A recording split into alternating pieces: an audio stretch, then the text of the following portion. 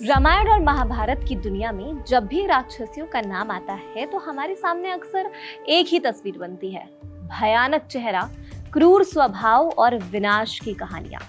लेकिन सच इससे कहीं ज्यादा दिलचस्प है, क्योंकि हमारे पौराणिक ग्रंथों की हर राक्षसी खलनायिका नहीं थी।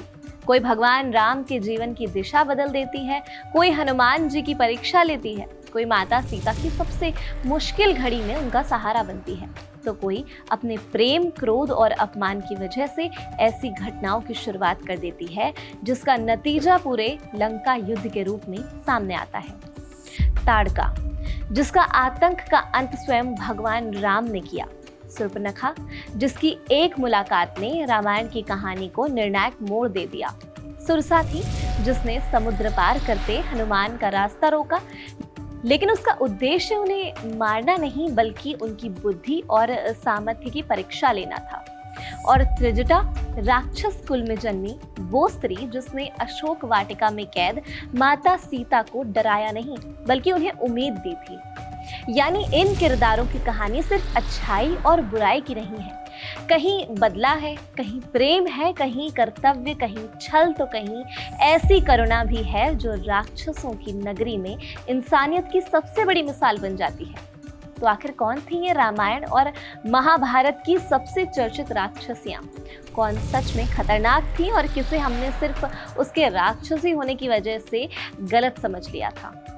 आज एक एक करके खोलेंगे इन रहस्यमयी स्त्री पात्रों की कहानी और शुरुआत करते हैं उस राक्षसी से जिसका नाम सुनकर कभी जंगलों में ऋषि मुनि तक कांप उठते थे। रामायण की कहानी में एक और महत्वपूर्ण राक्षसी थी, ताड़का। ताड़का मूल रूप से यक्ष कुल से जुड़ी थी, लेकिन श्राप के कारण उसका रूप और स्वभाव बदल गया था। वो ऋषियों के यज्ञों में बाधा डालती थी और जंगल में आतंक का कारण बनी हुई थी। महर्षि विश्वामित्र की प्रार्थना पर श्री राम ने उसका वध किया था। इसके बाद कहानी श्री राम के वनवास और सीता हरण के बाद लंका की तरफ बढ़ती है। हनुमान जी जब सीता जी की खोज के लिए समुद्र पार कर रहे थे तब उनके रास्ते में कई चुनौतियां आई थी। इनमें सुरसा और सिंहिका का नाम सबसे ज्यादा महत्वपूर्ण है।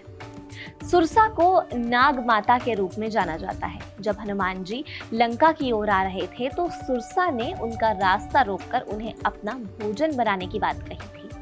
हनुमान जी ने अपनी शक्ति से उसका मुकाबला करने के बजाय अपनी बुद्धि का इस्तेमाल किया था। उन्होंने अपना शरीर बड़ा किया, सुरसा ने भी अपना मुंह बड़ा किया। आखिर में हनुमान जी बहुत छोटा रूप लेकर उसके मुंह में गए और तुरंत बाहर निकल आए। इस तरह उन्होंने बिना लड़ाई किए चुनौती को पार कर लिया। ये प्रसंग बताता है कि हर समस्या का समाधान ताकत से नहीं होता, कई बार बुद्धि से भी किया जा सकता है। इसके बाद हनुमान जी का सामना सिंहिका से हुआ। सिंहिका के पास ऐसी शक्ति बताई गई है जिससे वो किसी की परछाई को पकड़ सकती हैं।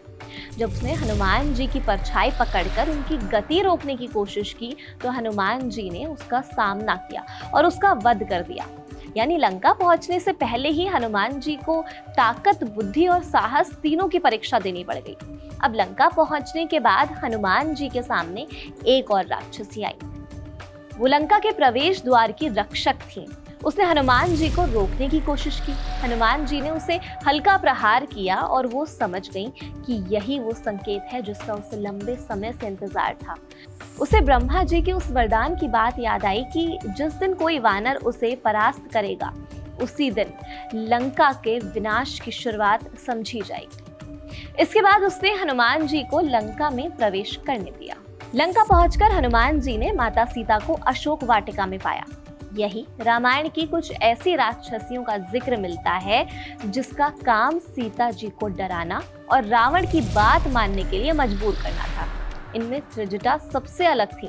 राक्षस कुल में जन्म लेने के बावजूद उसका स्वभाव दयालु बताया गया। वो सीता जी के साथ सहानुभूति रखती थी और उन्हें मानसिक रूप से मजबूत बनाए रखने की कोशिश करती थी। त्रिजटा ने एक सपना देखने की बात कही थी जिसमें श्री राम की विजय और रावण के विनाश का संकेत था। उसने दूसरी राक्षसियों को भी समझाया कि सीता जी को परेशान करना ठीक नहीं है। वहीं एक जटा, द्विजटा, विटका, दुमूर्खी, अलोकमुखी और कराला जैसी राक्षसियों का वर्णन भी सुंदरकांड में मिलता है। इनके अलग अलग नाम इनके रूप और स्वभाव से जुड़े हुए हैं। किसी के बालों की एक जटा थी तो किसी का चेहरा बेहद डरावना बताया गया। कुछ राक्षसियां सीता जी को डराती थी और उन्हें रावण की बात मानने के लिए मजबूर करती थी। इनका उद्देश्य सीता जी का मनोबल तोड़ना था, लेकिन सीता जी अपने निर्णय पर अड़िग रही थी। अब अगर हम रावण के परिवार की महिला पात्रों की बात करें तो सबसे पहला नाम आता है कैकसी का। कैकसी रावण की माता थी। वो ऋषि विश्वा की पत्नी और राक्षस सुमाली की पुत्री थी। उनके ही पुत्रों में रावण, कुंभकर्ण और विभीषण शामिल थे। यानी एक ही परिवार में हमें रावण जैसा शक्तिशाली लेकिन अहंकारी व्यक्ति और विभीषण जैसा धर्म का साथ देने वाला व्यक्ति दिखाई देता है। रावण की पत्नी मंदोदरी का चरित्र भी बेहद महत्वपूर्ण है। मंदोदरी को बुद्धिमान और धर्म की समझ रखने वाली स्त्री के रूप में बताया गया है। जब रावण सीता जी का हरण करके लंका लाया तो मंदोदरी ने उसे बार बार समझाया कि सीता जी को सम्मान के साथ श्री राम को वापस कर देना सही फैसला होगा, लेकिन रावण ने उनकी बात नहीं मानी।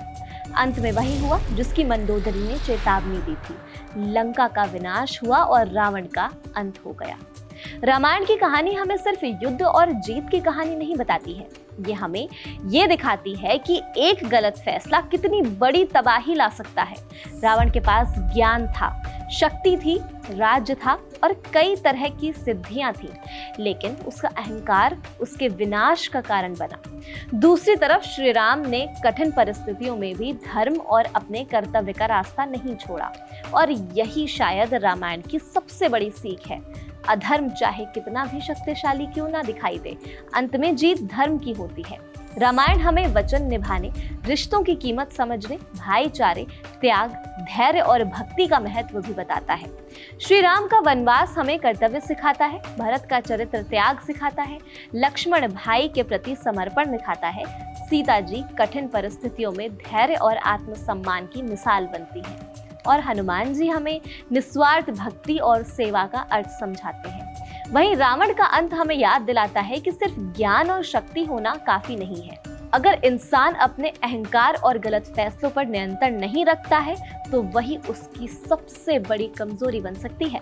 तो अगली बार जब आप रामायण देखें या सुने तो सिर्फ राम और रावण की लड़ाई मत देखिएगा, इसके हर किरदार को समझने की कोशिश कीजिए, क्योंकि रामायण की खूबसूरती यही है कि इसमें हर किरदार अपने साथ एक कहानी लेकर आता है और हर कहानी के पीछे जीवन की कोई ना कोई सीख छिपी होती है।